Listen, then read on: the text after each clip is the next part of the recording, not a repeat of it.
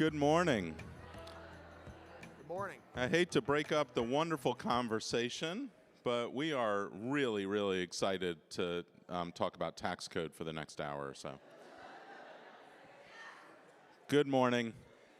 My name is Peter Blair of the Lee Institute, and I'm really privileged to work to advance worthy causes in this great city and community as a partner to nonprofit organizations, civic causes, and leadership development of our most dedicated professionals who share our goal to build a healthier region for all of our neighbors. I want to thank the Charlotte Museum of History and Terry White and her entire team for hosting us today. I met Terry pretty early on in her journey here and have tremendous respect for her. I love her candor. She and I found a kinship as we have a shared value of telling it like it is. So if you don't know Terry, you never have to wonder what she's thinking, and we love that about her. I also want to thank our partners in the Agility Series, Foundation for the Carolinas, Share Charlotte, United Way. Together, we've been partnering with you to provide this forum for the better part of the last year, which we hope that this forum is strengthening the bonds between organizations and deepening the impact of our nonprofit community. I hope you'll let us know what you think about the series in the survey to follow today's session. I can assure you we read every single comment and word and then structure the next series around it. I want to start with a quick show of hands. How many of you came today excited to spend some quality time delving into the federal tax code? All right, you guys are sick and twisted. It's about what I expected, though, a smattering of hands. Let's be honest, few topics can clear a room faster than a detailed discussion of tax legislation. Somewhere between section this and subchapter that, even the most committed nonprofit leader starts to wonder if there's a better option for the next hour, like watching paint dry or maybe reviewing your notes from last year's audit. And yet, here's the truth. Buried inside all of that dense and complicated, occasionally sleep-inducing language are real decisions that will shape how we fund our missions, structure our giving, and sustain our organizations for years to come. It's the tax code, and as leaders of tax-exempt organizations, it's our responsibility to know it and use it to advance our impact. And that's why we're really fortunate to have someone with us today who not only understands the material, but can actually make sense of it. And maybe even make it interesting. Doug Benson, Chief Administrative and Risk Officer at the Foundation for the Carolinas, spends his days translating complexity into clarity for donors, advisors, and organizations like ours. He has a front row seat to how policy changes, like those in the One Big Beautiful Bill, actually play out in philanthropy and nonprofit strategy. Doug has the rare ability to take something as thrilling as tax reform and turn it into something practical, relevant, and dare I say, engaging. If anyone can make us lean in instead of tune out when we hear phrases like charitable deduction thresholds, it's Doug. So with that, let's give a warm welcome to someone who's about to make tax policy feel just a little less painful and a lot more important. Doug, we're glad you're here.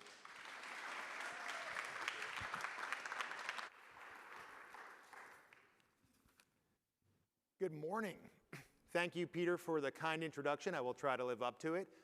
Thank you to the Charlotte Museum of History for hosting us in what I dare say is one big, beautiful building. So it's good to be here. And I'm really excited to be part of the Agility Together series. There have been some amazing sessions before, and to be included as a speaker means a lot. But what I really want to do today is make sure that we are learning together. So that's going to be my goal. But before we get into the presentation itself, I want to ask a question. Think back to when you were younger, maybe 10 years old, and what did you want to be when you grew up? Maybe you wanted to be a teacher. Maybe you wanted to be a doctor. Maybe you want to be a firefighter. Maybe you wanted to play point guard for the Tar Heels. If you did, they probably could have used you the last few seasons. But how many of you thought you'd be a nonprofit professional? I don't see many hands, and I wouldn't expect to. But what I imagine is, how many of you wanted to help people as part of a living? How many of you thought you want to do something that makes a difference, right? That's what ultimately brings us here together. And when I think about the bill itself, it really is an opportunity for us to learn and continue to do more for our organizations. I want you to ask yourself another question. And that question is, do you believe that the tax code substantially influences charitable giving? Or do you believe that most donors who love a cause and love an organization are likely to give regardless of significant changes in the tax code? You may not be in either camp, but think about that question. Going back to the 10-year-old me, if you asked me when I was 10, what do you think you're going to do? I'm quite sure on my list was never, hey, I'm going to stand in front of a room of nonprofit professionals and lead a 90-minute session on the federal tax code. If I had thought that, I might have needed to see a new counselor to talk about what I'm going to do. But for today, our goal is to take the tax code, talk about the changes, talk about how it impacts your organizations and your donors, and make it more accessible. I need to grab the remote or we'll be stuck here forever. So let me walk through a little bit of a roadmap of today. First, I'm going to provide some background and landscape. That's about landscape about the nonprofit, what's going on with nonprofits. It's landscape about charitable giving. It's a little bit of setting the table for the tax code. Then we'll move into the actual provisions of the code affecting charitable giving, and that's where we will spend the majority of our time during the course of the day. There are some provisions that don't affect charitable giving, but also affect nonprofits, and I want to touch on them. There may be someone in this room who works in those areas, or you may know someone who does, or quite frankly, you may be in a job at some point where that is relevant. So I want to make sure we at least touch on them. Some of them are also very topical, and I think have implications for the future.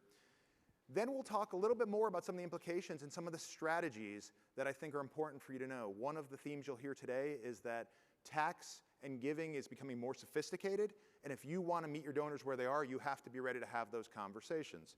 And then we'll go in the best part, the breakout sessions. And what I love about that is we have a couple scenarios for you.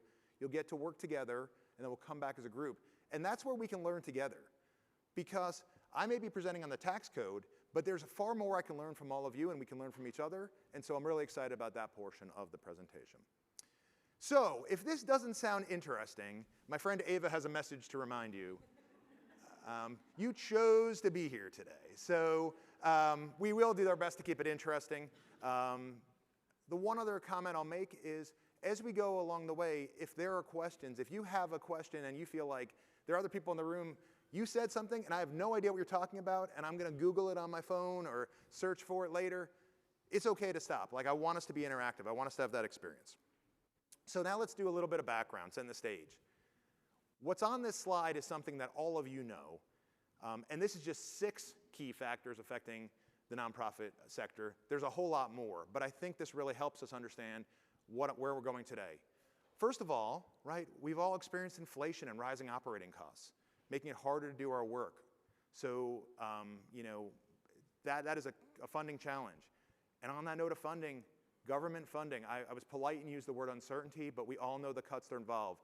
The One Big Beautiful Bill itself made a number of cuts. And one thing I'm going to say now is, that's probably the last time I will try to say one big, beautiful bill, besides being a lot of words and besides not want to say it 47 or so times.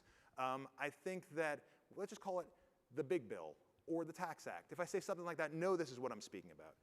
But there are a lot of cuts: Medicaid, SNAP, workforce development, research, education, affecting virtually the entire sector. So again, another issue that we're all facing. Because of those issues and other issues, we have increased demand for services, right? All of these things are happening at the same time you're dealing with it.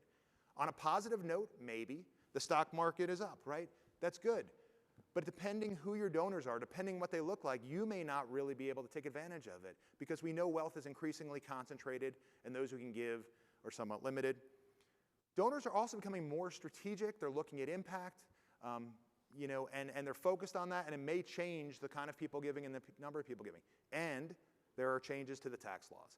here's the great news. By the time we're done, that sixth one won't come off your list, but you'll understand it better, and you'll be able to struggle with the other 5 that are all in there. But that's my goal for today, is really make that issue, which is just one of many you're facing, an important one. So again, on the landscape, total giving in the US is about $600 billion. That's gone up significantly over time, but not much ahead of inflation, right? It's been pretty constant. This is better lighting for me. I was made for radio, but I'm good either way. So it's about $600 million a year in a variety of sources. It's gone up. But nonprofits, I think, are facing, again, going back to the stock market comment, a bit of a situation where, yes, giving's going up and yes, wealth's going up, but it may not necessarily be translating to them depending where they sit and who their donors are. This slide's also important. I want to keep that $600 million in mind because something you've probably all talked about before, another thing to think about as we set the landscape, is the great wealth transfer. There are sometimes things that get talked about forever and ever and ever, and you're waiting for them to come. This is one of them. The first time we started talking about this was about 20 years ago. There was a big study put out. But here are the things that are really important. First of all, approximately 51% of the country's wealth is with baby boomers. And that sounds like a lot. But you know what sounds like even more? Another 12% is older generations, the silent generation, and I suppose that's mostly who's still with us. But so 63% of wealth is baby boomers and older. And so what's expected is this huge wealth transfer to younger generations. A lot of times people talk about the next gen. What is next gen, right? Is next gen truly your millennials? Or is it folks like me, right? Is it even Gen X? Because that's where that wealth is going to largely first. But it's understanding that's coming. Why does that matter? One, there's a substantial amount of money that's going to move hands. You've seen the estimates on the screen behind you, but it could be 100 and, I want to make sure it's right, 24 trillion is the latest number that I've seen.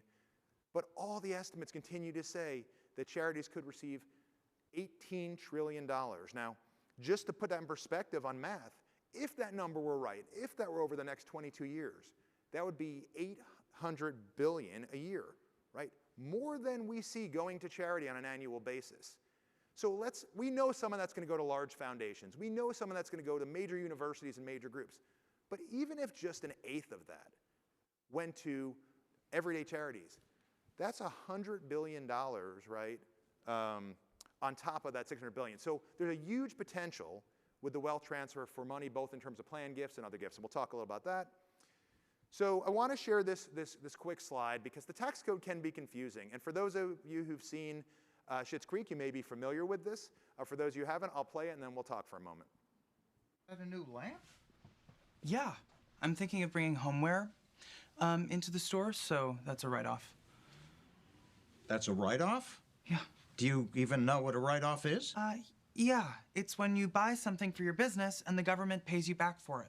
Oh, and who pays for it? Nobody. You write it off. Who writes it off? I don't know. The write-off people. What? Why are we having this conversation? So if I need booze to get through my day, I can just write that off?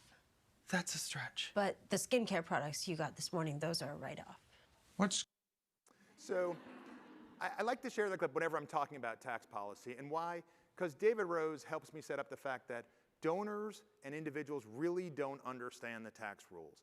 And so one of the messages I have today is, I believe, and let me move forward, we're going to talk about it in a second, but I believe that you explain those rules, you understanding that the rules that are here, even with the revisions, still allow us to be successful, and having that message that glass half full will make a difference, because the alternative is, if donors believe the sky's falling, if donors don't understand it, right, if they don't, in some ways you're better if they think the write-off people are paying for it, right? Don't let them be discouraged by the tax code, and also education is critical to really get the best donors. So for a moment, I'm just going to take this. I know everyone here knows this, but again, I want to make sure we're setting the stage. What is a tax deduction, right? The very basics, right? It allows you to reduce your taxable income. Why is that important? It allows you to pay less taxes. It's as simple as that. So I put an example on here. Again, we want to be grounded, and most of this won't be at this level, but I want to be grounded. If someone had $60,000 in income and they made a charitable gift of $1,000 and were able to deduct it, we'll talk about that, they have $59,000 in income that's taxable. They'll pay less tax. That's all we're talking about when we say a deduction. This slide is just here more as a reminder. Most of the time we're talking about the far left. We're talking about the charitable income tax deduction. That's the one where in a given year you save your income taxes. But know that there's a landscape behind it with an unlimited gift and estate tax deduction. Those are not nearly as important as they are because for the last handful of years, every individual has been able to give more than $10 million to individuals, non-charitable organizations, without paying tax. So unless you're an individual with more than 10 million and now really more than 15 or a couple with more than 30, it's irrelevant. But it was important in the past, and it could be at some point in the future. Just know that's in the background of landscape for those super large gifts. But mostly we're talking about that charitable income tax deduction today. So a little bit of history, right? Everyone loves history with their tax. But in 1917 is when we had the charitable deduction was first put in place. Anyone want to guess what might have prompted the deduction to be put in place in 1917? Yes? Both right answers. So in 1913, they'd finally established a permanent income tax, actually 7% top rate. But by 1917, that rate had gone to 77% because of World War I. And so Congress put the income tax, the charitable deduction in place because they were worried people wouldn't give to universities and churches and charities doing the important work. And so in the grand scheme of our 250-year history, right, go see the exhibit, but in the grand scheme of our 250-year history, the charitable deduction hasn't been there long. And it mostly looked the same during that period of time. And then we got to the 80s and we started seeing reform.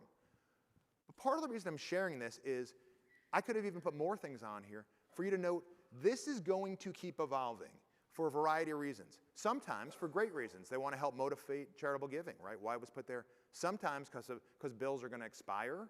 Sometimes there's just a big tax code. You have shifts in parties. We're going to continue to see this evolve. So understanding what's behind the scene, understanding how we got here, understanding the changes they made will help you plan for and in some ways anticipate what's coming.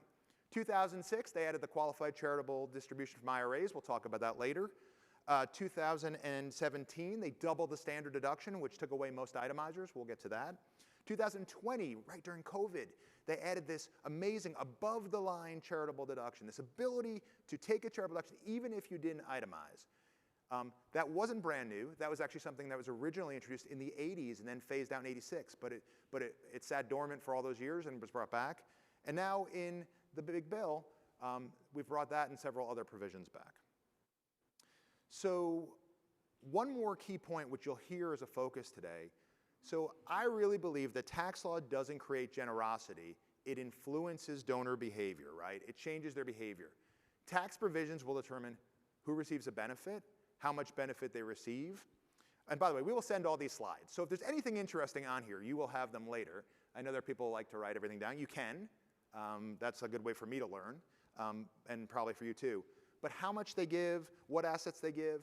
But I still believe, in the end of the day, I once had a donor, true story, once had a donor as the foundation came to us and they had highly appreciated stock. Like when I say highly appreciated, I mean it was worth $80 and it'd been in their family, they had a dollar basis, and we'll actually talk about what that means.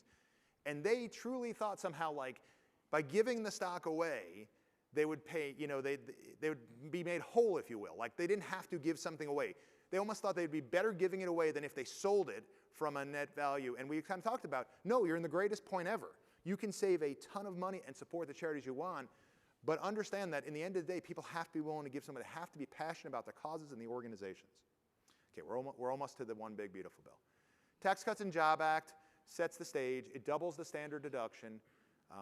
Again, to level set, make sure we understand. There are two ways to take, there are two general ways to deal with your deductions. One, you can take a standard deduction, it's a set amount. So for example, in 2025, $31,500 for a married couple.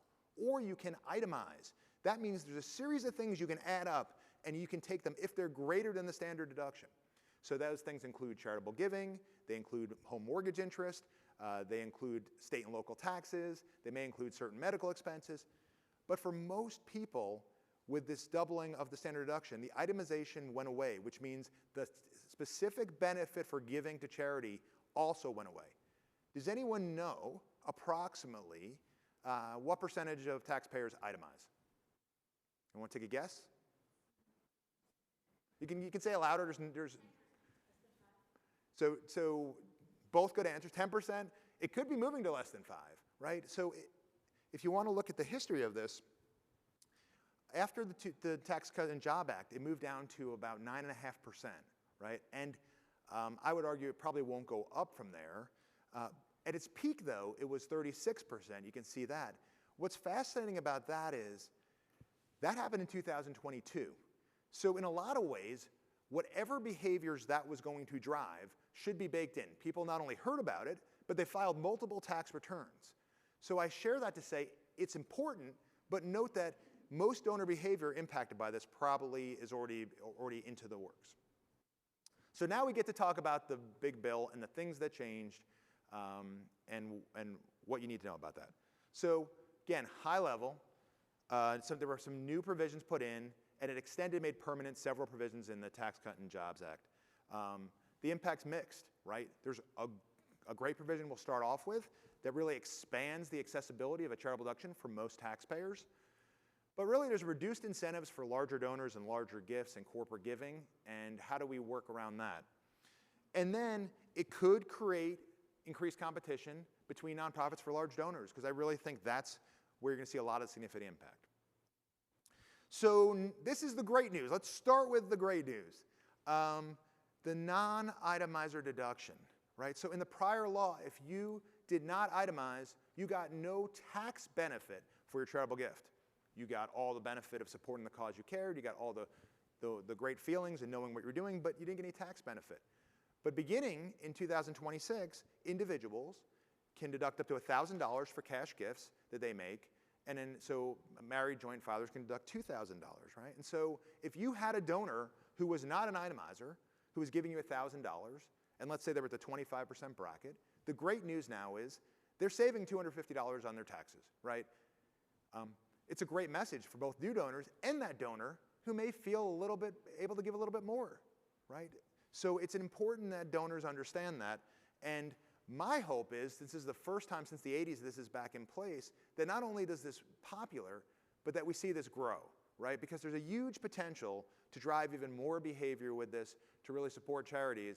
And the fact that it's put in a bill that has some longevity, unlike the CARES Act, for example, where it was a temporary thing, I think gives us the opportunity to build on it and push for change. Implication, again, expands the number of folks. 90+% of individuals now have this benefit, and it may encourage new donors start giving. A couple things to clarify. One, it's only for cash gifts, right? Important distinction. And two, it doesn't include gifts to private foundations, donor-advised funds, supporting organizations, which is a separate group, but mostly for the first two to understand that.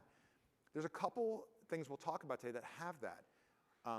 And I think the primary idea is if we're going to have these incentives, these unique incentives, we want to make sure, and I say this as someone who works on donor-advised funds, thinks they're really important, but Congress wants to make sure these dollars are going right to the organizations who are putting it to work. So note that distinction. And this is good news, and we'll talk more about it later, but I think there's huge opportunity here. The next one's not as good. It's a 0.5% floor for itemizers. So when I say a floor, what do I mean? Well, I said if you were itemizing that you could deduct your charitable deductions. Well, I've got an example here for you. Let's say you have $100,000 of AGI, adjusted gross income. Basically, think of all your income numbers added up. That's what it is. Well, that means that first 500, 0.5% of it is not deductible. So if you gave $2,000 to charity, right, and you had that income, only $1,500 of that would count toward that itemization calculation. And so it creates a little bit of a hurdle for people and makes it less likely that they will itemize.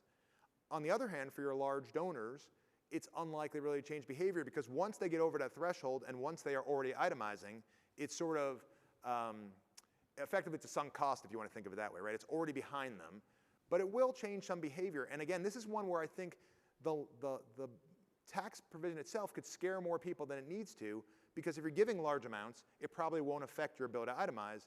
And if you're not, great news, there's another option for you that we just talked about. So I think what we'll see from this is, since smaller gifts will generate less benefit, I think we're going to encourage more strategic and larger giving, and we'll talk about some of those options a little bit later. Okay.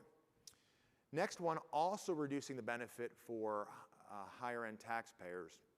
So prior law, whatever your marginal tax rate, so your marginal tax rate is your top tax rate, That's the benefit you get. So if you give $100 and you're at the top bracket, which is currently 37%, you would save $37 out of the 100, right?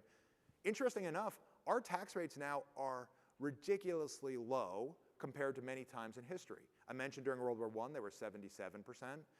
During World War II, they were 94% at the top rate, not everyone paying that. But in a lot of points in history, they've been far north of where they are. In fact, for those of you old enough to remember any of this, I was very young, but I do remember some of it. You know, it was one of Ronald Reagan's big campaign ideas, that how high federal tax rates were. So while this small shift from this 37 cents to 35 cents per dollar is something and meaningful, again, if you imagine a large donor, somebody giving you $5,000, $10,000, you know, probably with capacity, doing a lot of things, is that change really going to change their behavior? Maybe on the margins, but I am convinced that if we're doing the things to connect with the individuals, to bring our mission to life, to find out why it's important to them, that isn't going to make a meaningful change. But it's here, and it's not helpful. It's also not new, though, and that's the interesting thing. So this is new. I did tell you, so why am I saying it's not new? Prior to the Tax Cuts and Jobs Act, there was a thing called the PEASE limitation, P-E-A-S-E, named after, I believe, a senator. And it did a very similar thing to this. For high-income taxpayers, it reduced their tax benefit. So if you ask the accountants and you ask the people who really are deep in this, this is a return to something that we lived with from about 2000 to 2017.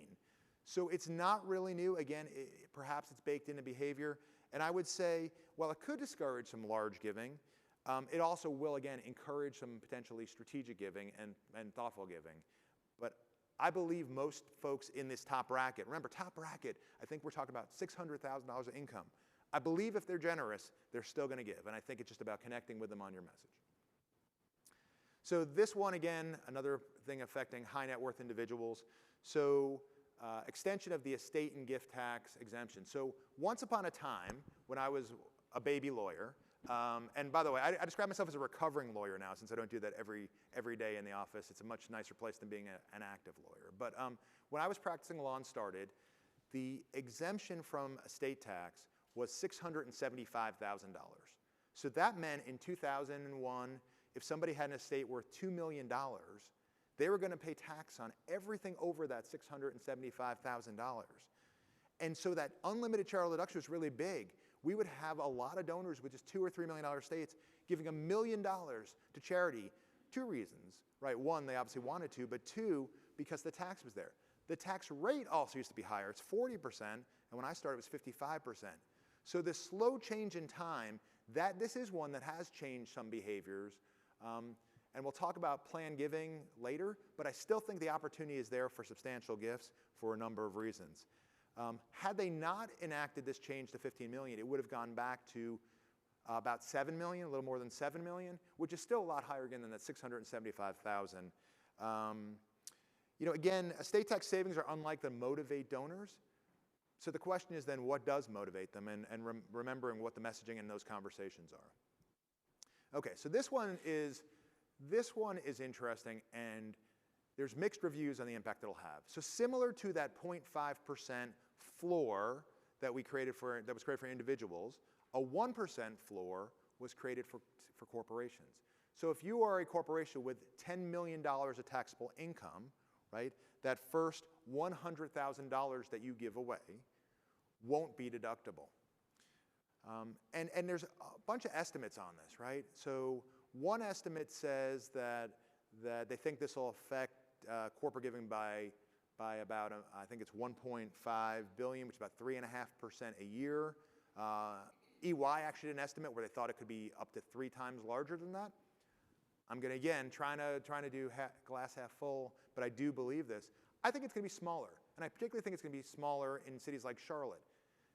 And for this, I'm going to ask for some participation. I haven't asked for too much yet. Besides tax purposes, why do corporations give charitably? I heard branding. Great answer. I'll take more. Optics. I think that's also with the branding. What are other reasons they give? Employees. Absolutely. They want to engage employees and attract and retain employees. A couple other good reasons. Do they give because they're trying to represent their values? Do they give because of the relationships in the community, right? I think that in a city like Charlotte in particular, we have a huge opportunity to see no decrease.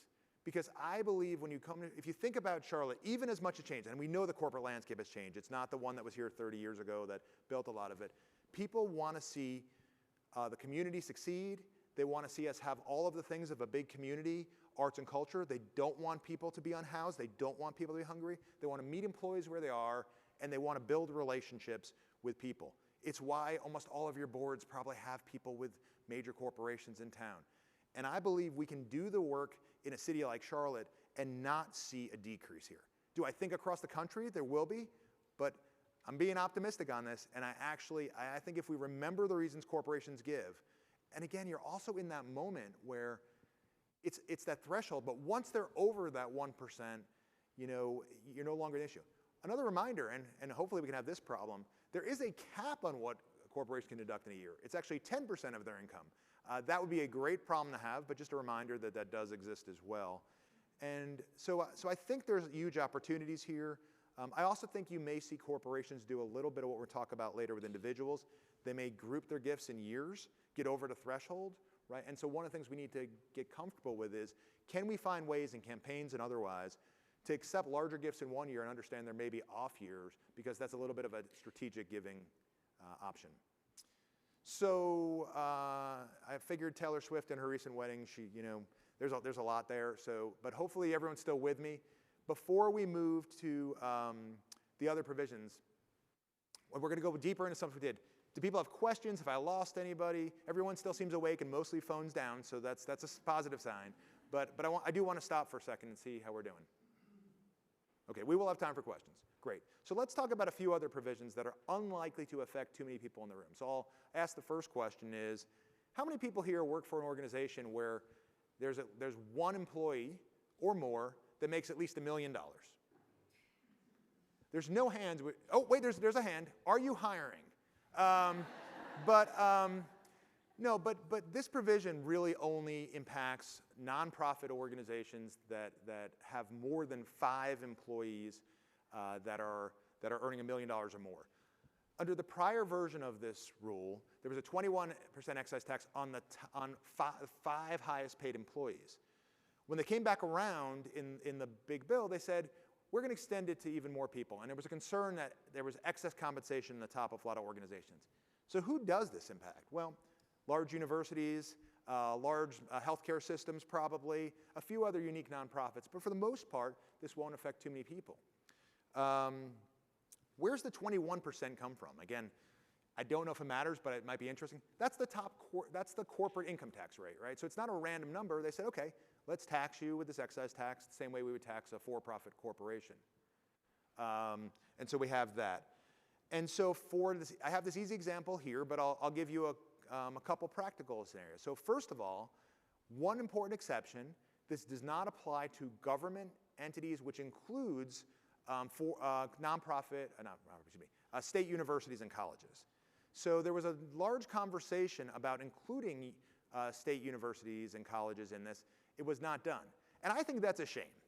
I really do, because think about how much Chapel Hill could be doing for our budget, right? In a year where they've decided they need to pay Hubert Davis $3.8 million and hire a new coach and pay Mike Malone $8.5 million, they could be giving $2 million to help get important things done, but instead they're exempted. Meanwhile, poor Duke, with John Shire paying him less than Mike Malone, is paying over $1 million in excise tax for him. But in all seriousness, there are some unique opportunities, and I think when you think about universities, and particularly when you think about some of the coaches across the nation that are doing it, it would have been interesting if they had chosen to apply it at some level.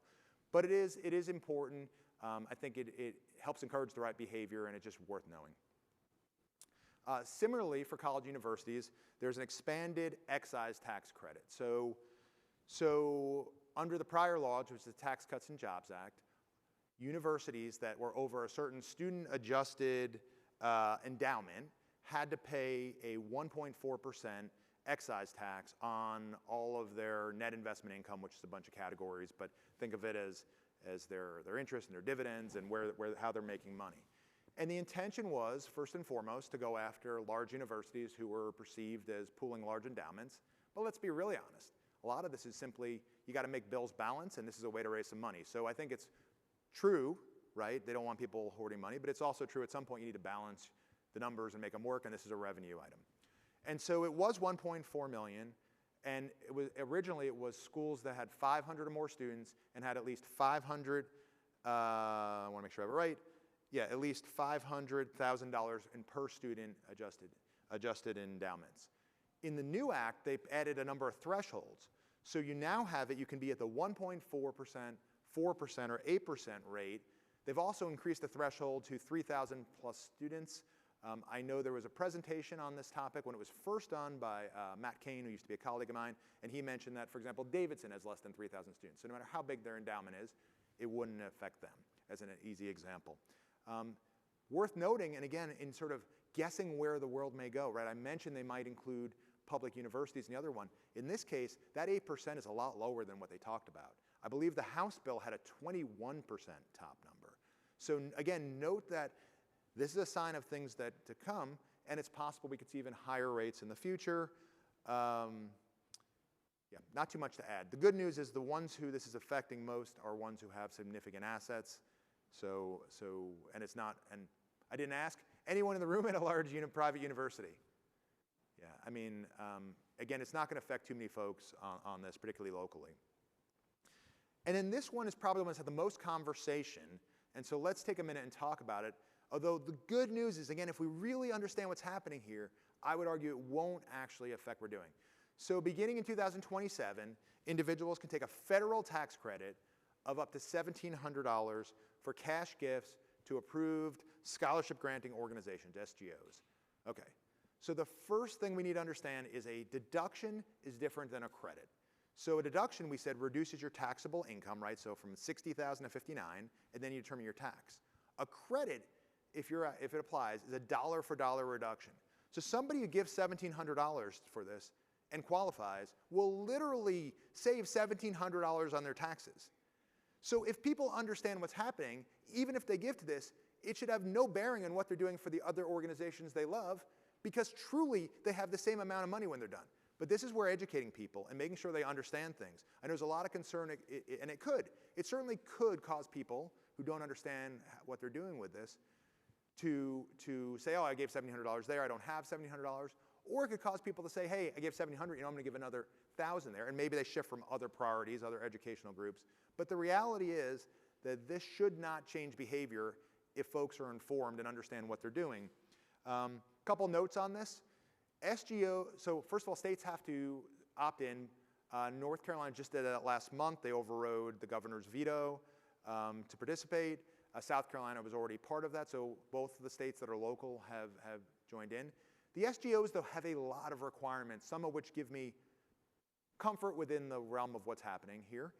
One is the SGOs have to give away at least 90% in scholarship money. It has to be K to 12. They have to support more than one school. They have to give away at least 10 scholarships.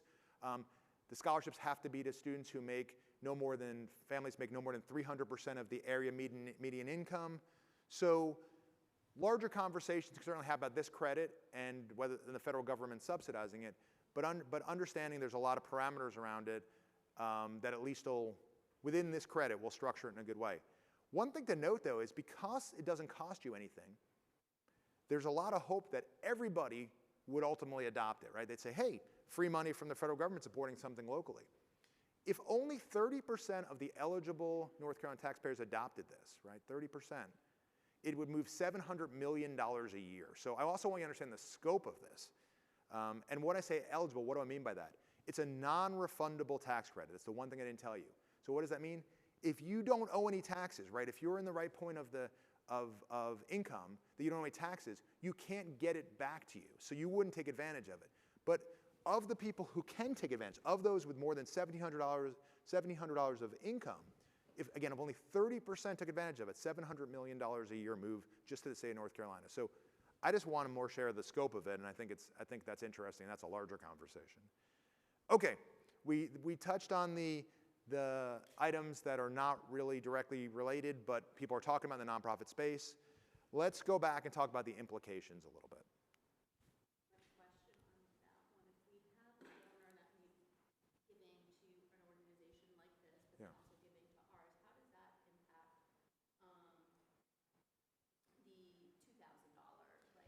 Yeah, it's. Yeah.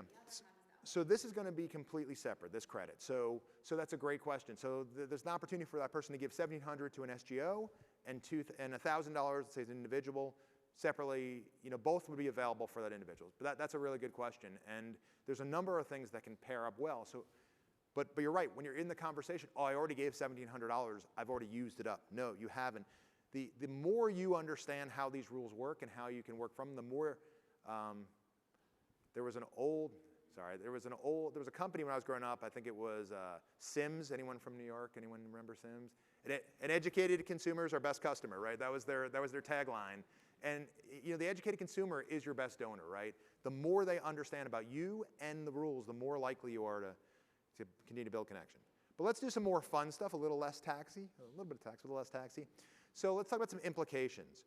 So I said it before, and it's what I'm really driving. Donors are likely to do a lot more strategic giving, right? That is where we're really going to move behavior.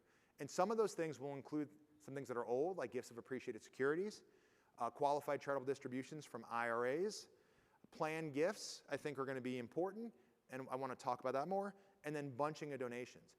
And I want to walk through all of these because these are all tools that you can utilize in your day-to-day because they're going to say, oh, but I'm not getting much benefit. Hey, but here's something. You've been giving us cash all these years. And what about if you gave us a gift of appreciated securities? I know you work for so-and-so institution. Do you have any stock? There's lots of ways to have a conversation, but the point is this is a great asset. So I'm going to walk through an example. Again, I want to make sure that we're not just jumping right to numbers of understanding. So the basics. So you have a donor with 250 shares of stock. They purchased at $10 a share about 8 years ago, which is great. So the shares are now worth $40 a share, and there's certainly examples where they've gone up a lot more than that recently. And they're considering selling, they actually tell you, oh, I was going to sell some shares I have in so-and-so company and give it to you. And your mind goes, wait, don't do that. Why not? So we're going to walk through that. So first of all, we have to understand a couple concepts. What is your basis? In shares, your basis is generally what you paid for the shares. Yes, there's some adjustments, but generally, the donor's basis here, 250 shares, 10 shares, they have $2,500 in basis. And we'll get to why that's important. Then, capital gains, that's the amount they're going to be taxed on. Capital gains are simply, what's the sale price times number of shares? So if they sold all these shares, capital gains will be the sales price minus their basis, right? So in this case, they sold them for $10,000, the current value, minus that basis, that's the capital gains. That's the amount that they're going to then be taxed on. So applying what's typically a 20% rate, they're going to pay $1,500. I'm going to put this all on a screen example, but it's really important for us to just understand the basics so we understand why this is helpful. So now we imagine two scenarios. One, donor sells those shares. Well, we just talked about it. They're going to pay $1,500 in tax, and they're a smart donor. So they know they had $10,000 in cash they got when they sold it, but they know the tax collector is going to come and take $1,500. And so they only give you $8,500, right? They give you what the difference is on this. And so what happens? Well, they get an $8,500 deduction, and you get $8,500. But what if you'd say, wait, don't do that. Give us the shares directly. Well, now you get the shares. When you as a charity sell them, you don't pay that capital gains, so you have $10,000 in your hand. But here's the best part of all. They have a $10,000 deduction too.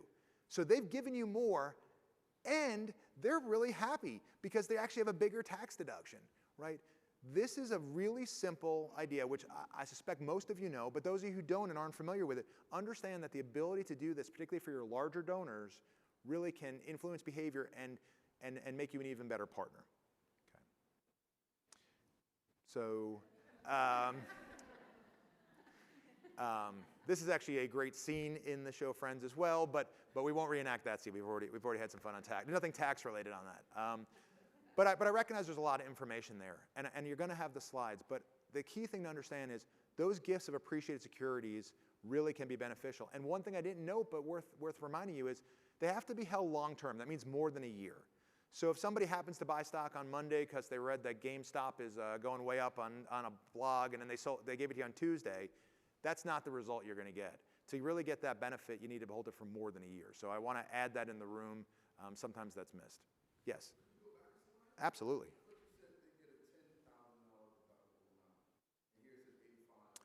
Sorry, so on the left side, they sold the shares. So they got $10,000 cash. They sold it, and imagine they just got all the money in their bank account. But then they said, hey, I'm going to owe $1,500 in taxes because I sold them individually. And they're saving that money in their pocket, so when they pay their taxes, they have it. So they only give you the difference, which is $8,500. So you get the deduction. But now they give you the shares on the right side. And in that world, they get the full deduction of the fair market value, and they get it. So thank you for clarifying, because if you had that question, others did too. And yes? Can you talk about accepting stock gifts for very small organizations? I know our foundation team can help us with that. Yeah. But what are other options? Yeah, no, that's a great. One-off, if it's this one donor, is it worth it? Yes. Absolutely. So for smaller organizations, can I talk about accepting stock, and whether it's one-off or they know the foundation team might be able to help, but just generally asking about that. And so that's a great question, and thankfully it's one I thought about. And talked to our team to make sure I wasn't saying something to get me completely out of alignment. And so first of all, I think one of the last things you said, most of the most important things. There's always a question, is the juice worth the squeeze, right? I think that's a real question. You have one donor says, I want to give you 20 shares of stock, they're worth $500, and you don't have a stock program. From both your side and their side, I would argue while you could try to meet them there, you're going to spend probably time, effort, et cetera, that's going to deviate from your other work, and at some point we need to acknowledge that. Now alternatively, if you see an opportunity where you have dozens of those, the question becomes, how do you create a program? So first I'll talk about something. And again, I talked to our team, so I made sure I got the general understanding. I want to talk about how Foundation for the Carolinas might be able to help, and then high-level talk about organizations want to do on their own. So generally, if you have a fund with us, we can accept stock gifts for you. Our normal opening is $50,000 for a fund, which I recognize a lot of money, so I want to say that. So when I asked our team, I said, tell me what I can say about that. I want to make sure I'm in a good spot. And here's what I'd say. If you're a growing organization and you're not at that $50,000, but there are opportunities, talk to Nancy Lager-Marcino on our team. Talk to the other members of our team who are here.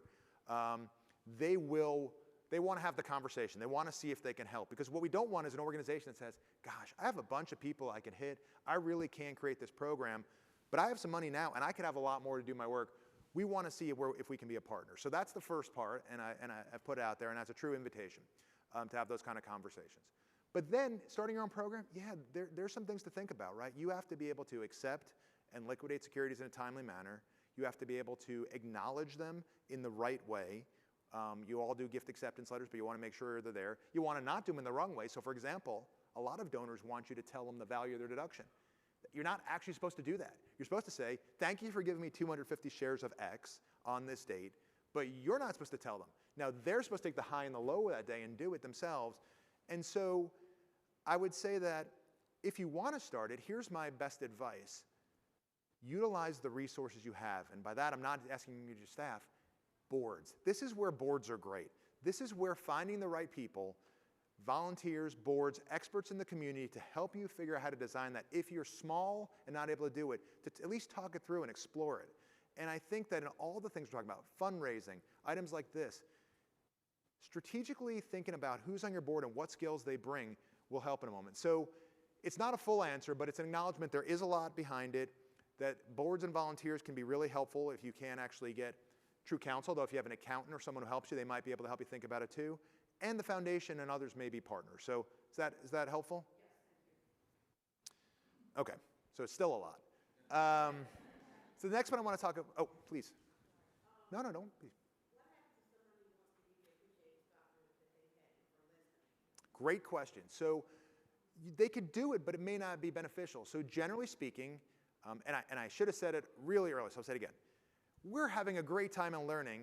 I am not anybody's lawyer giving any tax or legal advice here. We're just learning together. We're brainstorming is the way I like to describe it. We're brainstorming learning. So, but with that in mind, the general rule is that if you have stock owned less than a year, as opposed to getting your deduction at the fair market value, right, that $40 a share, your deduction is generally equal to your basis.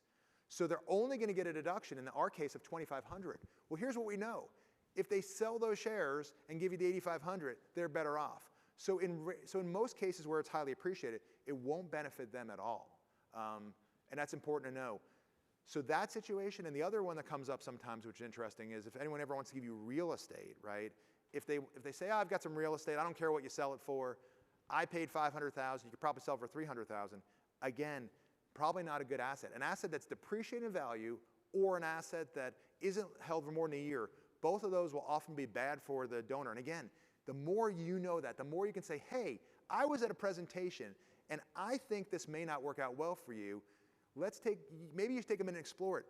Those kind of things are how you build relationships in small ways. So I share both of those as just things, maybe someday in the back of your mind they'll be there and help you in a conversation. Okay, nope, I don't want to pass that. So IRA qualified charitable distributions are one of the best things that have happened. I mentioned 2006, they were first enacted. They've been in and out. They're now in and permanent. And what that means is where a donor is 70 and a half or older and has an IRA, right, an individual retirement account, they can give direct gifts to public charities from that and have no income on it, right? So normally, I have an IRA and I'm 70 and a half. I am not yet there, thankfully. That's a great age for those of you who are. But let's say you're 70 and a half and you're taking that. I have to recognize that income. And if I choose to give it to charity, I have to try to take a deduction. I say try because we talked about all the rules that affect whether or not I can itemize and whether or not I take the standard deduction. But in this one case, neither the income nor deduction is there, but effectively you get that money out that would have been income, no income, 100% deduction, equivalent of that, if you think of it that way. And it's indexed for inflation. It's currently $111,000, and that's per person. So if you have a couple and they both have IRAs, there's a huge giving opportunity here. And I'm going to talk a little bit more about this, but one thing I want to note, again, is we're excluding donor-advised funds, we're excluding private foundations, and we're excluding supporting organizations. Again, we're not able to have those gifts there. But they can come to most of, if not all of your organizations.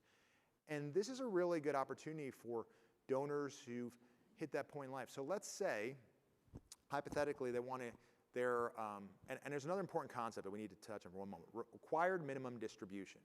So, again, a lot of words here. Required minimum distribution is simple, though. If you have a retirement account and you're 73 or older, it'll eventually be 75, 73 or older, it's the amount you have to take out each year. It's basically, think of it this way. The IRS is saying, hey, you've got $1 million, you've got a life expectancy of 20 years, let's say that's the right number, so you got to take out $50,000. We're going to make you take this thing out so that it can't all be sitting there when you're done. That's an overly simplified example, but that's about what you're talking about. So now let's say you have a donor who has plenty of money, right? They're a high net worth donor, they have plenty of assets, but they're being required to take this income of $50,000. They also want to give $50,000 to 5 charities in this room, $10,000 each. Instead of giving cash, right, and maybe they take the deduction, and having this in income, they just direct their IRA provider, send $10,000 here, and $10,000 here, and $10,000 here. And they're going to end up, worst case, exactly where they'd end up making the gifts, but most likely in a better place. The nice part is, though, this also allows you to couple it with that up to $2,000 above-the-line deduction we talked about before. So this is really a technique I see a lot of older folks with IRAs going to. Again, a couple clarifying points. It's truly IRAs. So if someone has a 401k, a 403b, or other form of retirement account, this does not apply. And this really is the only lifetime direct giving option from retirement accounts. Otherwise, they're good assets for planned gifts, and we'll talk about that. I want to see where we are, because I'm going, oh, we're good. We got lots of time. Go ahead. Are you finding that most retirees are doing QCDs to satisfy that required minimum distribution? I would say if their giving is, I don't think people are significantly changing their giving, but I think they're using the first part of their giving to do that. So, but in some cases, I think it's a great opportunity. It's money that, let's imagine someone just turned 73, they just hit this point, and they've been fortunate enough to be very successful and they have plenty of assets to live on. And all of a sudden, they're going to be forced to put $50,000 in their pocket, and they were giving to you, you're their #1 charity, they're giving you $25,000. You bring this technique to them, they might just feel a little wealthier. They might feel like there's ability to give even more because it's money they haven't been able to touch. It's a new asset that's been on their books but not available. So I do think there's an opportunity to increase giving, but what I'm seeing mostly is people know what they want to do for giving, and they're making this their first layer, if that makes sense. Okay, so planned giving. So I want to start off by saying this about planned giving. Planned giving itself There's three, so people give plan gifts, of course, because they care about your organization. But when you talk about large plan gifts, which is the most exciting part, right? Because a lot of people have assets like retirement accounts that can't really give you during life, and at death's the first moment where they're not worried about, will I have enough for tomorrow, right? So it truly is an important moment. But I find there's three reasons that people make substantial plan gifts, right? Reason number one, they don't have children. We see a lot of those. And I think we should be kind to those neighbors, but I'm often amazed at people who don't have children, who often had what seem like relatively probably modest incomes in their career, who have a lot of money they want to give away. Two are people who feel like they've done enough for their children. And that could be anything, right? It could be Warren Buffett enough, which he hit that point. Or it could just be, hey, I've given my kids an education, and I've given them a little bit of money, and I want to move on, right? And so there. But the third group is my favorite group. It's the ones who just don't like their children. And it really is part of the conversation. But when it comes down to it, everybody who's giving a substantial gift has to really fall in one of those three buckets, right? I don't have children, I've done enough for them, or I really don't want to give them anything. But planned gifts are such a unique opportunity. And I want to focus on a couple aspects of this which I think are important as you're doing your work. So first of all, and it may not be in the order it's on here, one, it's a great opportunity to build your relationship with donors. All of the studies show that individuals who give planned gifts, on average, give more on an annual basis. Now, I want to be clear. Planned gifts don't create generous donors. Generous donors create planned gifts. But why does it increase giving? There's a couple reasons. One, how often do you really have those great conversations with your donors? And if you're going to have a planned gift, you're going to say, hey, Mary, let's talk about why this organization is important to you, right? You're going to connect with them in a way that you may not have done before. Two, once they make that planned gift, they feel invested and committed, and they're even more determined to see its success, right? And so planned gifts, if you're not ready to create a program, because I know we're in all different sizes and shapes, there still should be part of your conversation. Moving on that, I want to talk about endowing lifetime giving, which is my favorite conversation related to planned gifts. What do I mean by that? Let's say you have a donor who gives $4,000 or $5,000 a year. Steady donor, important what you do. Depending on the size of your organization, maybe one of your larger donors may be a normal sized donor. But you realize, right, that at some point in time, their gift as my professor said in school, their file is going to mature, and they are no longer going to be one of your annual givers. Talking about endowing that gift is a really easy conversation. So let's just do easy math. They are giving you $4,000 to $5,000 a year, right? And let's say they've got a retirement account. It's not an IRA. They couldn't do anything in their life. They've got a 401k. If they give you $100,000 from that fund at death, and that goes in an endowment, and that produces 4 to 5% a year, effectively, you never have to replace their giving. And that next $4,000 to $5,000 donor that you find when they pass is an addition, is growth, is more than that. And whatever the number is, it's easy to think about, right? If they give $1,000 a year, right? Same conversation, except it becomes much smaller. And so I think it's a really, for your long-term donors, for the ones you're ready to have planned giving conversations, I think the idea of carving a piece of a retirement account or another asset off is just a great way to engage them and do some work. Let's see, it's retirement accounts, opportunities for the relationship. Yeah, and so planned giving is certainly a more complicated area. But the other thing I want to say about retirement accounts, which is really unique, is if somebody goes to their attorney, let's say whether they have a regular attorney or that they use ongoing basis or that one time, and they get their will done, and they say, oh gosh, I love your organization, but I just had my will done. I don't want to redo my whole will to add a $10,000 bequest. Another great thing about retirement accounts is retirement accounts have a beneficiary designation. It's a form that if you're doing your planning, it's great to tell your attorney, but doesn't need an attorney to be updated. And so it's also a really good asset, I find, for people to carve up and say, hey, I've got multiple retirement accounts. Here's the larger one's going to my kids, but the smaller one is I want to use for charity, and I'm going to give 20% here, 20%, 20% here, and they just have to update the form, right? And so it's a little bit easier to make gifts with that too. Bunching. Now this one, we're still great. Bunching is an important concept. It's also, there's a lot there. But at a high level, bunching is simple. It is the idea of taking multiple years of gifts and making them in 1 year to make it more tax efficient. But we have to see how this works to understand that. So why would you bunch? because you want to carry out your same intent, but you're like, hey, the tax code isn't working for me. I'm going to make it work for me. And so we have bunching. It's often accomplished using a donor-advised fund. Now, I want to take a minute and talk about donor-advised funds, just because it's on this slide, and I think there's some relevance. Donor-advised funds are really important vehicles that people are using. And I think a lot of times they're a little bit of a unknown, a black hole, and sometimes they feel like competition. And I'm going to acknowledge all those things, right? I don't want to tell you they aren't. But here's a really interesting fact pattern. If you're dealing with a donor who has a donor-advised fund, right? You're dealing with a donor who hasn't. Let's talk about the difference for a second. This donor has no donor-advised fund. They have lots of money. They don't have to give any of it to charity. This donor has a donor-advised fund. They've committed to give a portion to charity, and your job is to tell them why your charity and what you need now is where that money should go. And so I would argue the larger conversation about donor-advised funds we can have, but when you find two donors, one without and one with, know this person has made a charitable commitment, and you're now telling them why your organization should receive grants from that. And so I would say it's a good thing. So anyway, that's my brief moment on how to think about it a little different, while accepting all the other questions about the vehicle and how it creates competition. But often they use a donor-advised fund to accomplish this. And I put my clicker away. So the reason a donor-advised fund is useful is they can get that deduction in year one that we talked about, but they can still give you grants, still give you money in exactly the same timing they planned on, right? So we'll go to the example in a minute, but for those of you who enjoy The Princess Bride, I think my friend Inigo Montoya's comment helps us tell where we're going. So I'm going to try to sum it up for you with a long slide. But we have to make a number of assumptions to understand why bunching might work for some people. So here we've got a donor who is making $30,000 a year in giving, right? It's a substantial amount. I'm not saying this is every donor, but I want you to understand example works. They expect to have $11,000 in mortgage interest. We talked about being one of the factors. And they expect having $10,000 in state and local income tax deductions. Now, I made a note here.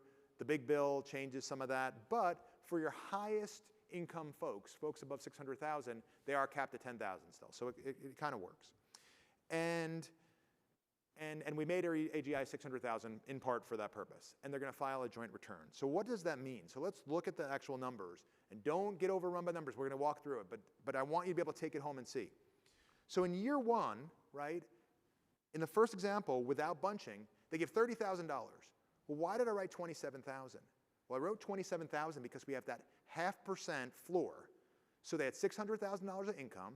0.5% is $3,000. So they can only itemize that $27,000. They also have $11,000 for the mortgage, $10,000 for the state and local tax. It's $48,000. It's great. Because guess what? $48,000 is more than $32,200, the current. So they would itemize. And following across year two, they would itemize the same. And year three, they'd itemize the same. And assuming all those things stayed constant, I understand mortgage, you pay your mortgage down, the interest a little less, but assuming those stay constant for easy math, $144,400 is what they would deduct over that time. But now, let's assume someone says, hey, I think you have means. Have you ever thought about bunching before? Now, in year one, they give that full $90,000, $30,000 times 3. That floor is still in place, only reducing it by $3,000 once, right? So they've now gotten one advantage to that. And all of a sudden, they have $108,000 they can deduct in year one. So even setting aside they get more benefit in early years and there's some time value money, just let's do the raw numbers. Year two, they take the standard deduction. Now, I wrote $32,200, but understand the standard deduction is indexed for inflation. So they're actually going to take more in year two and even more in year three. But even if we hold the numbers constant, even in this conservative scenario, right, the bunching allows them to take additional deductions of $28,400. On federal taxes alone, even at a 35% reduced rate, they're able to save almost $10,000. That doesn't count North Carolina tax, right? And it doesn't count any strategic giving they do.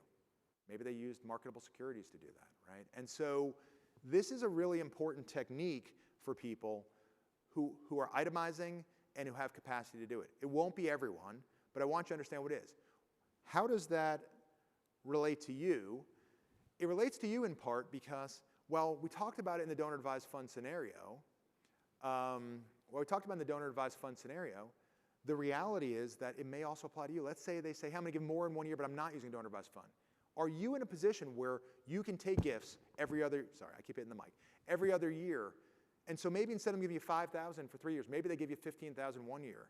I'm not saying you should rearrange your whole organization that way, but I'm saying if someone comes to you and says, hey, I'm bunching now, and you now know what it is, and you could say, great, I want to be part of the Funky Bunch with you, and let's get together and do this. But you can really be part of it and say, if that's going to support your giving, we can make that work, right? And then plan for it. So I share it both from understanding what it is, but there may be moments where you're able to in campaigns and giving with some of your large donors where they may ask you about it, and I want you to be aware of it. Do you have a question, Peter? Just a comment that if you're not doing this and your donors are interested in doing this and you have a quasi-endowment set up at the Foundation for the Carolinas and you deposit those funds that you get in the bunch year in your quasi and earn interest on those to offset the income that you were counting on in the years where they're not bunching. Love it. I love every part of that. Thank you. Thank you. We made a good arrangement for. He didn't say anything mean about me, and he did that as well. Thank you. But this is helpful. So we're going to move on from here a little bit, right? And so I hesitated on this clip a little bit because I hope we're not in a Hunger Games universe. But on the other hand, I do recognize that it feels like that sometimes in life these days. And I think it's really about positioning your organization in the right way. It's about relationships. It's around trust. It's about demonstrating impact. And all of the things are here. It's going to be a bit of a competitive environment. And the last thing before we break out, right, two more things actually. First, let's talk a little bit about donor motivation, right? Because in this, I've said donor generosity, but when it comes down to what motivates donors, and I know it's on the slide, but I think that's such an important piece of this because, again, donors are influenced perhaps by tax policy, but their generosity is driven by the things that normally motivate them. And so you can see a number of those on the screen. Is there anything that you don't see on here? These are just some of the high-level things that you think drives donor behavior.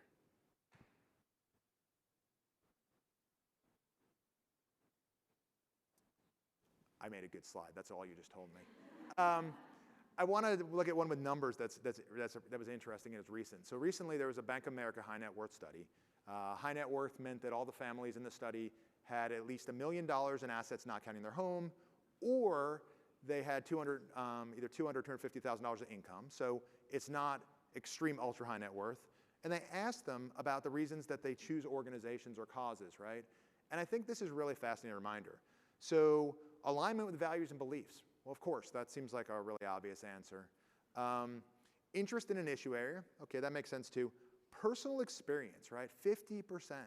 And by personal experience, that's the donor, someone in their family, a friend, right, had an experience related to the organization. Often the services you provide, the things you do in the community, they were touched by the organization. And I think that's, tax policy can do whatever it wants, but we've all had that experience, right? We all know somebody's gone through a life-changing experience at some point, and there was an organization that was there by their side. And those connections with donors, right, are so critical. And so I stress that one. Reputation and credibility, of course, is part of it. And then perceived need, right? And so these are all aspects of why people give, and they're important to think about in your day-to-day work and when we do our breakout, which is coming momentarily. You've been lawyered. Hopefully this was helpful. But we are going to go to breakout sessions because now we're going to teach each other, and I'm going to learn from all of you. And so, but let's do this actually. Let's take we've got time. Let's take a couple minutes and answer pre-breakout questions, right? Want to make sure we've covered this. And then we're going to do some scenarios. And just to give you a heads up of what's coming in your scenarios, one scenario has some longtime donors who's an older couple and gives you a chance to explore conversations and giving techniques you might explore with them. And another has a younger person who you've been connected with and look at how you can connect them with the organization and start turning them into a donor. So I'm going to ask you, you're all at tables. Your tables all have more than 2 people. So I would just say work as tables. Probably spend, once we break up, 10 minutes on the first scenario, a couple minutes less in the second one, and we'll come back and share. And I'll walk around and do that. But before that, again, let's address questions that are here prior to getting to the scenarios. Please. I got lots. Oh, I don't know that I. Is it on? Hello? Okay. I got lost on bunching. I think you said I'm planning on giving this amount, for example, I'm planning on giving this amount over 3 years. But instead of doing it over 3 years, I'm going to do it right now because why? Perfect. This is A+, because we need those questions, right? If you're asking it, there's 4 more people who don't want to. So thank you. And I'll take partial credit as the teacher. I'll work on this some more. But yes, so you have someone who their general plan, if there were no tax rules that were weird, they would give $30,000 every year. That is just what they love to do. But what someone said to them is, 2 things have happened that are really important. One, every year you give and want to itemize, we're going to reduce what you can deduct by that 0.5%. So if you give $30,000 each year, you only get 27 and 27 and 27. But if you give 90, you get 87. So you only lose 3 instead of losing 3,000 each year. So that's the first piece. The second piece is they've given you this great standard deduction, and you're barely beating the standard deduction each year. But if you have a whole bunch of money that first year, you're way above the standard deduction. And the other years, your taxes are easier, you take the standard deduction, and collectively, you will be able to deduct more money over those 3 years because of this high standard deduction that you can now take in the years 2 and 3, and because you don't have that $3,000 reduction each of the 3 years, you only have it one time. Unfortunately, it's math, which I know for me sometimes, if I'm not presenting it, it's like, what is happening on the screen? But it's in the examples, and I'm happy to talk more. Does that make a little bit more sense? No, not really. Thank you for your honesty, Peter. You can also layer it on the extra 2,000 in years 2 and 3. Thank you for that. Much like the qualified charitable distribution, in those standard deduction years, right, when you don't make the large gift, you can still take advantage of that above the line 2,000. Again, that $2,000 above the line works really with everything except on the years that you itemize. And so it is always a tool available. And one of the things I think will be important is messaging it. Now, I'll share this as a thought, and it may influence some of your conversations. A lot of people are saying, hey, it's a great end of year message. You have a $2,000 deduction. You may not have used, or $1,000. Come use it. But I'll challenge that. If everybody gives that message, and you're the last one to give that message, there's not $2,000 anymore. So I actually would argue it's probably not just an end-of-year message. It's probably part of conversations. It's probably part of communications. Because in the end of the year, folks who are going to be influenced by that probably could potentially have given to other organizations. But thank you, Peter. Other questions that aren't about bunching? No. Other questions, please. Are people not also bunching them straight to a donor advised fund? Yeah, so straight to donor advised fund is, I think, the most common way that people are bunching because it gives them that flexibility to send the money out in the same time frame. It gives them a single source to send the money into. Most donor advised fund providers, if not all, can take gifts of appreciated securities. It really ticks a lot of boxes and still allows them to send it out. So I agree, that is what you're seeing. I'm suggesting on the handful of people who aren't, just can you be a supportive if they say, hey, I'm not doing that, but I am, instead of giving everybody $5,000 a year for 3 years, I'm going to give $15,000, to 6 organizations year 1 and then go silent. I think there'll be some people who are doing that. It'll probably be a smaller number. You'll see more people with qualified charitable distributions and using donor advised funds. But you're right, that is probably where the majority, because they're getting that advice from their accountants. And it is the easiest way to do that. It also, honestly, let's assume they're going to actually give the money out. Let's talk for a second. Let's say best intentioned donor advised fund holder, they're going to give the money out. I would argue it actually works for nonprofits. If they put the $90,000 in and they give it out in the exact same time frame, right? They give all that out over 3 years. You don't have to go, I got $15,000 in my pocket, but it's really for the next 3 years. How do I balance that? Instead, you say, I had a donor who was giving me $5,000. They're still going to give me $5,000 each of those years. Maybe it's not the best, but it doesn't hurt you as much as you think. It, in fact, allows you to have that consistency. So I don't think it's all bad if they do that, as long as they're giving the money out, right? If they end up saying, you know what, it's fun to leave it in here, that's a different issue, which we try, and we're increasingly trying to encourage people to give out money, because that's really what we're here for, is to inspire philanthropy and to really encourage people to make an impact. And impact is by getting those dollars out to the community. So, but you're right on that comment. Yes. So math is also not my strong suit, but you have $600,000 each year up here. Is there like a minimum income where bunching makes sense or doesn't make sense? Yes, so a couple things. So I have $600,000 in income and $30,000 in gifts. That's still a huge number, right? But so I recognize that. But yeah, if you're not itemizing, it's really never going to work well. And the reality is we already went through this math early, that less than 10% of the population itemizes. My guess is of the folks who itemize, substantial number of them are what we consider high net worth or ultra high net worth. And so for your day-to-day donors, it's probably not going to. There might be a unique fact pattern where it's helpful. Think of it this way. If most people who are able to give enough have state and local income tax, and they're going to have at least some portion of that.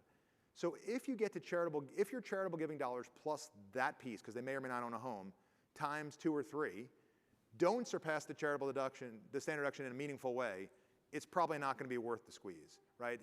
They can kind of do some quick background math. I give $5,000 a year. I pay $6,000 in state and local income tax. I don't have a mortgage. Wow, 11 times 3 is 33. I could take 32 standard. This is not going to be something that's worth exploring. So I think they can quickly do it.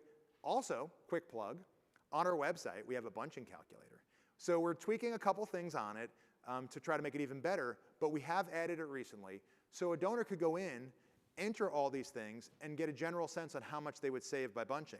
So you too, if you know a little about your donor, could go in and see if that's helpful. And we're not alone in that, and I won't lie, there's 1 or 2 tweaks we need to make it even better, but it's a good starting point as well, and thank you, that helped me remember that. Yes, please.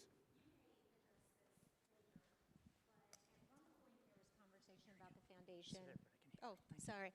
At one point, there was conversation about the foundation putting together some materials that would be standard verbiage that nonprofits could use to explain this to our donors. Is that something that's in the works? I think that's a great question, and my guess is it may be, but let's let Tracy try that. No. Yeah. Tracy, do you know the answer? Let's start with that. Short answer is yes. Okay. And you'll hear me talk about this in a little bit. As an example of how the foundation can be useful to the community, including nonprofits, your organizations, offering information that can help you succeed in this way, not just about plan giving, about bunching, about the financial side, but also about leadership in the community, civic leadership, and others. So short answer is yes. We are pivoting and adding resources right now. Doug mentioned an example. We've got some others I'll talk about to help you succeed and build narrative, messaging, rationale with people that are important to you. Does that help? Any additional questions now? And you can always find me after. Great. So what we're going to do then, seeing no more questions, is we'll hand the scenarios out. Again, let's take about no more than 15 minutes. Let's not even do that. Let's do 10 minutes. Let's do a little shorter versions of it, because I do want us to have time to come back together, work as groups. And when you consider the scenarios, I want you to think about the connection of the donor to the organization based on the fact pattern, potential giving strategies, stewardship. Just think about, because I think what we want to do is help people understand when we go into this conversation what kind of things should be in their mind, what kind of things they should plan for. Do we know where I know where they are, they're in my bag. No wonder they're not getting handed out. There's a reason I brought a really large bag today, and it's not just for the sake of having it. Oh, goodness. That is embarrassing. I must find them first. We've rifled through it and everything. Give me one moment. Anyone got any Jeopardy music for us? Is it this one? Nope. This is what happens when you take a very large bag with you everywhere you go.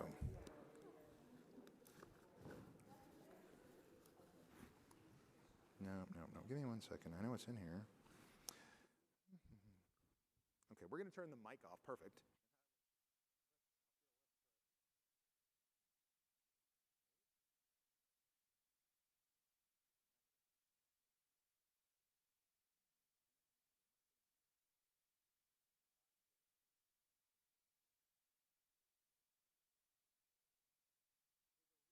My doctor says my back hurts, and I think it's all the stuff in this bag.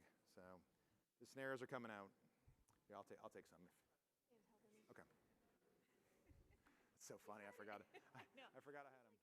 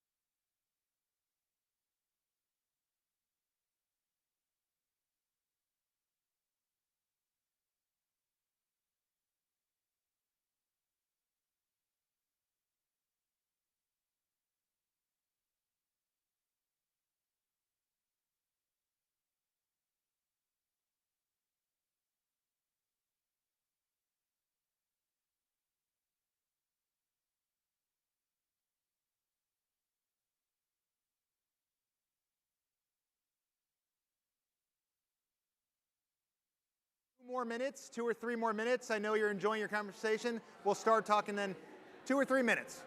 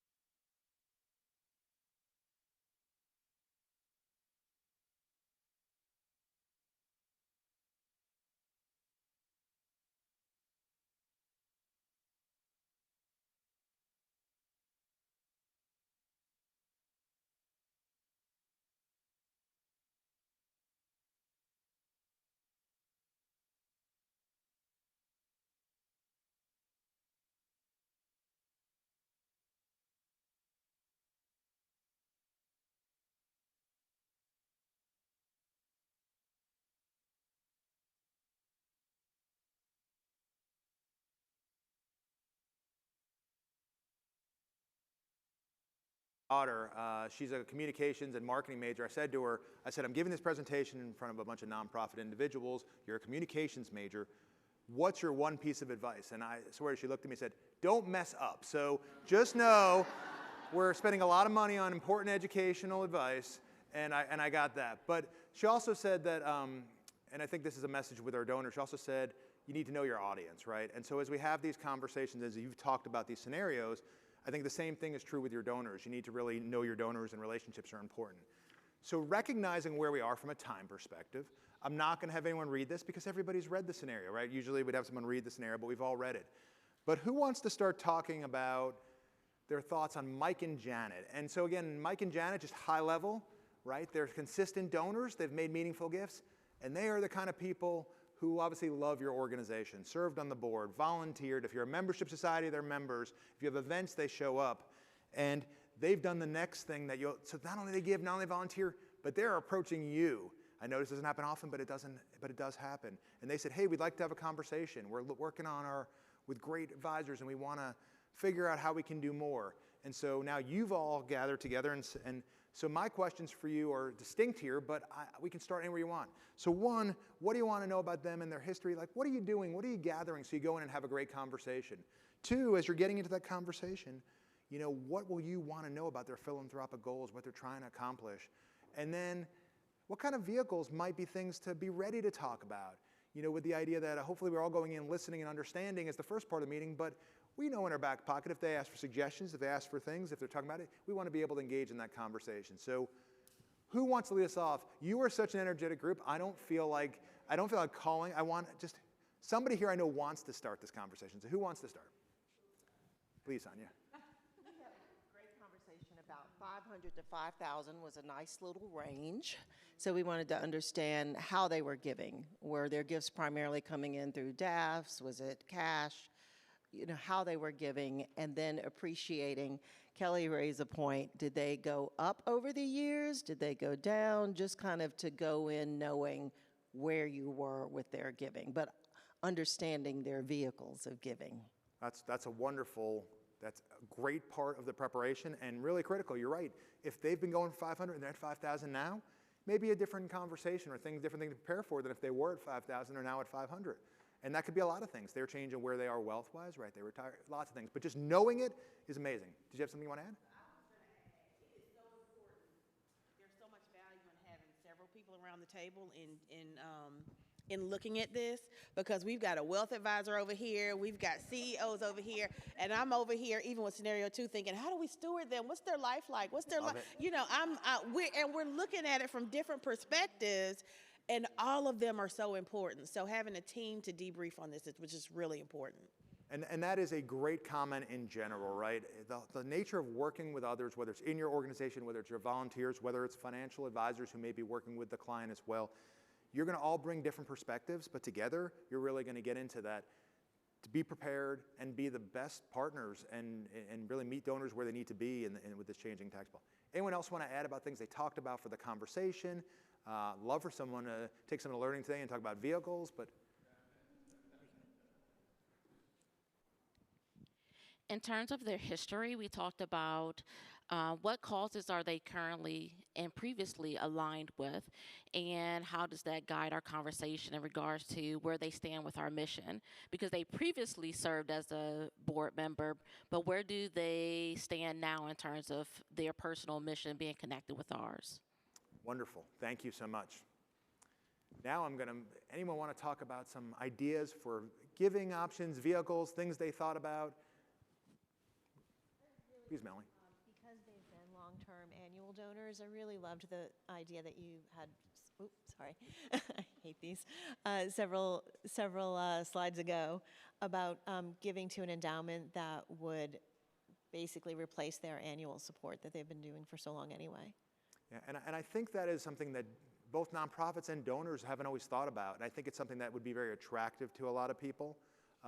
You know, based on the age we made them as well, right? They are great people, depending on what they tell you about them to do for that qualified charitable distribution. You might be able to bring something that they don't even realize is available to them. They could also be good itemizers.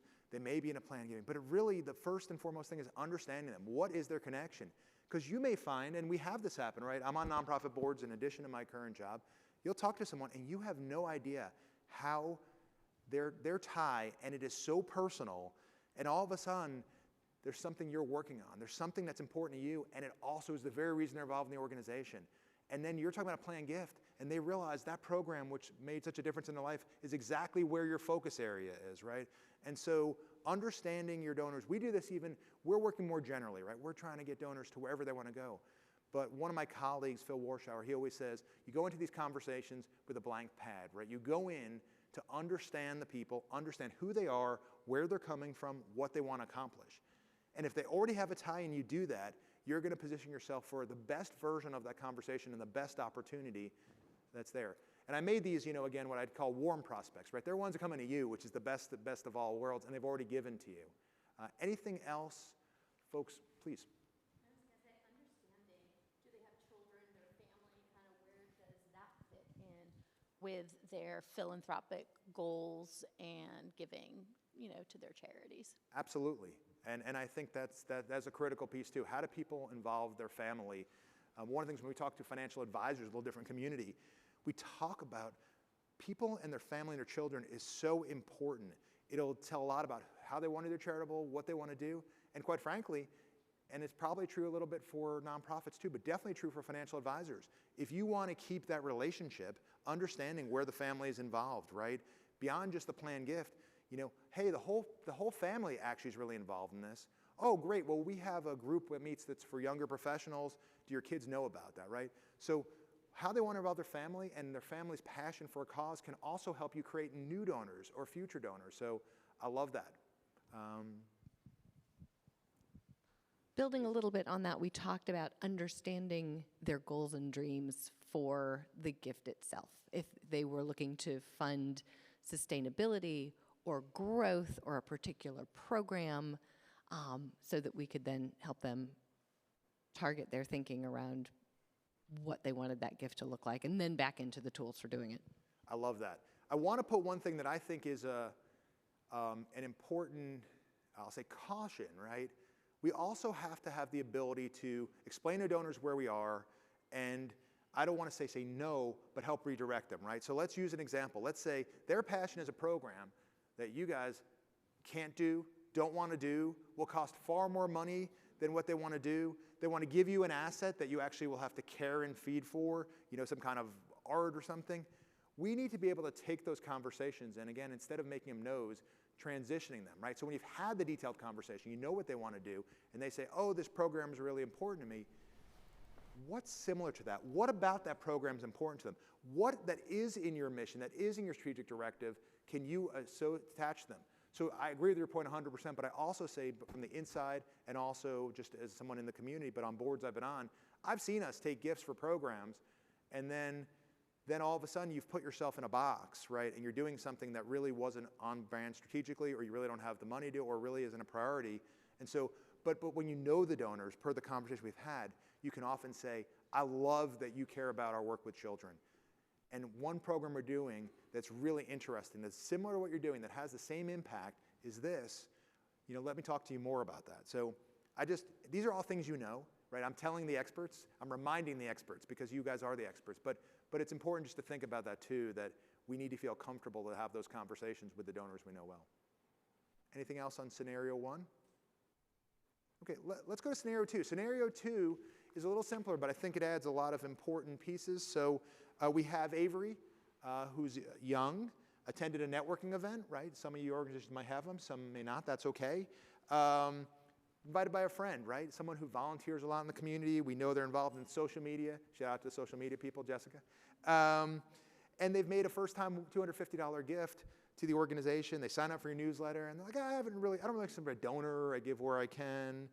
And they mention the change in the tax law they heard about, probably the above-the-line itemization. And you're like, hey, you start thinking about, how do you connect with Avery? And we have a couple prompts here, but what were some of the ideas that your groups talked about how to bring Avery along, where you could connect with Avery, how you can build a relationship? Anyone want to start this? I know you probably spent more time on scenario 1, but please.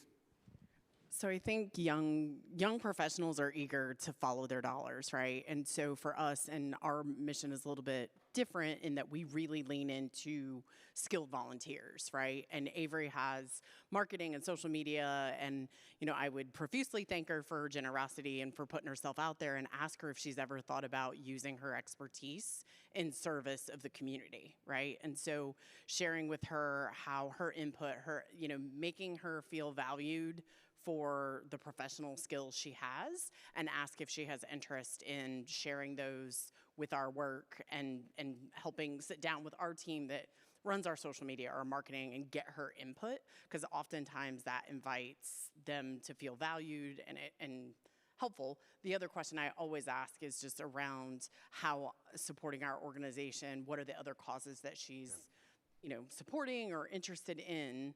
And then, that leads to understanding how you're in her priority list, because she could very well say, you're the first organization I've ever supported. And a lot of times how you handle that can really steward how she continues to give. I love that. And the fact pattern where the friend brought them there is so familiar, right, to a lot of us. One of the things, amongst the things, and we touched on 2 of them, one is when you're picking board members and when you're looking at growing to future board members, right, you want to think about their skills. And Avery could be a future board member or a future donor or just a future friend. They're all good things. But 1, you want to think about their skills. But 2, you want to think about their relationships, right? We've all gone to an event where we've learned more about an organization and given a gift. Sometimes that is a one-time momentary gift, and that could be for Avery. But a lot of times, because we went to the event, we learned about an organization we weren't familiar with. And that organization now falls into our list of places we give to. But to your very point, where does it fall in that? And so understand the donor is great, but I think that's an underutilized piece of boards and volunteers, right? They have friends, and they probably have friends with common values and with common interests. And again, I know when I get invited to go to a luncheon or when I get invited to go to someone's house and I know that there's going to be some gift made. But I also know I'm going to learn and support it. And I think every board member shouldn't be someone who can bring that to table, because we recognize we want our community to be diverse voice, and everyone may not have same wealth, right, in different places. But some of your board members should be people who can bring money in, and that may have been what, Avery got brought by a friend. But I use that also as an example, moving beyond that, of when we're thinking about our boards, make sure you have some folks who can do that and bring assets. But thank you for that. Other thoughts about Avery or about just generally involving younger folks? Especially from people who are younger? Yeah, so when we talked about like the stewardship, which we know is really critical for people in this age range because eventually that wealth transfer is going to hit them, but it's the long game. We talked about obviously creating more opportunities for volunteerism since she expressed that she's done volunteerism in the past. So what are ways that she could plug in? Can she use those social media skills and volunteer to help promote the mission in some way? We always love when there's a chance, depending on what the organization does, to bring Avery in for like a site visit to see the facility, or maybe bring her to observe a program and see the impact of that first gift in real time. And then also if there's a chance to connect Avery to another donor or a board member, someone that might be a peer, maybe not, but just to connect and hear their why and how that might relate to the values that Avery also shares. Well, that's great. If Sam didn't already work for one of the foundation organizations, I would immediately try to hire her. But for that, I actually do want to take a moment and just ask everyone who works at Foundation for the Carolinas or one of our affiliates here just to raise your hand. Just thank you for being here, but also these are all folks who can sort of continue to help you, people to connect with. And a special shout out to Chrisia Bonilla, who made this much funnier and less boring than it would have been in the beginning. So really, she's the brains behind the work, and I wanted to make sure I gave her a quick shout out. Any more comments on, I have one more slide, but any more comments on this scenario? I think you guys, I heard some of the conversations. I think you had the important conversations as tables, and hopefully it gets you thinking. But please.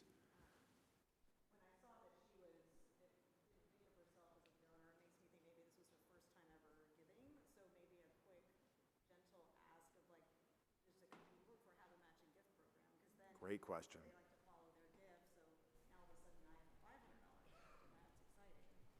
Great question. And a reminder, and something that I didn't put in there, but yes, when you're thinking about, again, being more sophisticated and being out there, sometimes it's the simplest things, right?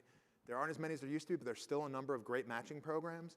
And a lot of times people don't even realize it's there, right? It's literally money being left on the table for your organization and doesn't cost the donors anything. So great reminder.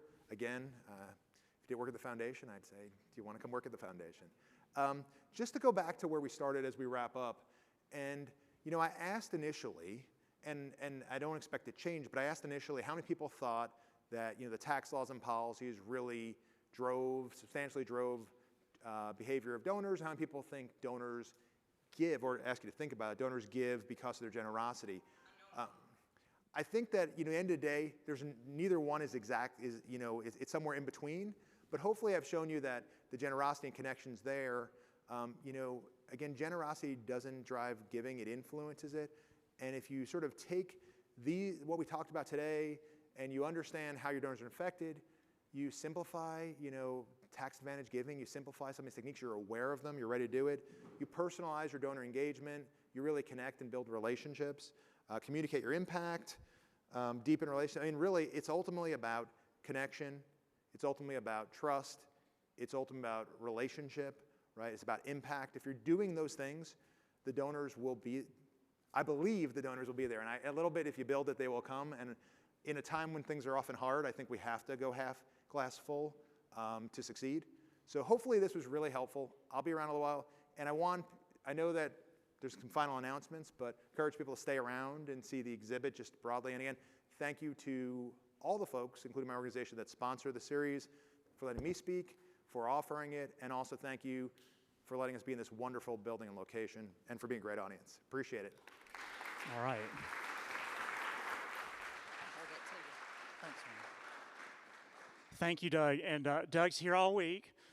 I never imagined a conversation with a donor including a question something like, so how are your kids getting along with you? But now I know. Wanted to share with you that our next session will be focused on what we call convergent headwinds in the community, factors, policies, decisions budgets that are impacting three primary areas in our community and nationally around food insecurity, around healthcare access, and housing, which those three affect everything else that every one of us works on every day.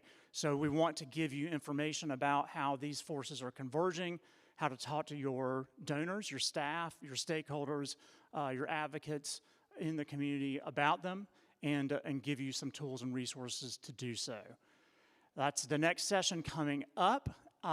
It is my joy and real pleasure to welcome the CEO, President of the Charlotte Museum of History, Terry White, who's a good friend of ours at the Foundation, and Share Charlotte's, and Lee Institute, and United Way, to offer a few comments. So Terry, thanks for having us here. Hi, guys. I was sitting up here ready to listen about succession planning because I've already signed up. Pardon me, friend. So good morning. I apologize. I have a mug in my hand. I pulled in this morning. I was like, oh, my God, I forgot this was happening. Maybe you haven't seen the news, but it has been a week here at Charlotte Museum of History. So show of hands, how many of you, this is your first time here? I am going to publicly shame you, but that just means that you have to come back and see everything that we have going on. We're the city's oldest history museum, where we just became a Smithsonian affiliate last fall. So thank you. And I mention that because this Saturday, the 18th, mark your calendars, we're bringing our first exhibit from the Smithsonian right upstairs. It's called Play Ball, and it's about Latin American history and American baseball. And we have partnered with the Charlotte Knights to tell Charlotte's local baseball history, which there's a lot more than you would think there is. So it'll be a full family day. We'll have food trucks, games and activities out on the home site. The house will still have tours. So we have been damaged, but not taken out of the game. And if you wear baseball stuff, a hat, a shirt, I'm sure the Knights would prefer you wear the Knights, but I'm wearing Pittsburgh Crawford, so, you know, wear whatever team speaks to you. You get $5 off admission that day, and it'll be a lot of fun. So that'll be opening up this Saturday.